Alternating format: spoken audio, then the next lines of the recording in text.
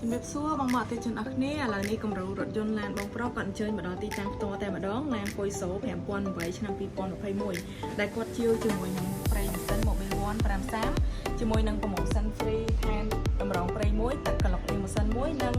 ទឹកលាងកញ្ចក់វត្តមួយហើយគាត់ជាវជាមួយនឹង air ម៉ាស៊ីននិង air ម៉ាស៊ីនជាផងដែរចឹងអរគុណសម្រាប់បងប្អូនដែលតែងតែគ្រប់គ្រងសេវាកម្មនៃការអូតូម៉ាស៊ីនខាងបងប្អូន promotion ពិសេសនៅក្នុងខែកុម្ភៈនេះអញ្ចឹងបងប្អូនរួមឡើងទាំងអស់គ្នា promotion នេះគឺមានតែនៅក្នុងខែកុម្ភៈនេះតែប៉ុណ្ណោះហើយខាងអូនក៏មានសេវាកម្មទៅដល់ទីតាំងដូចគ្នាសម្រាប់បងប្អូនដែលរស់នៅរាជធានីភ្នំពេញអរគុណច្រើនសូមជម្រាបលាទាំងអស់គ្នាបាយបាយ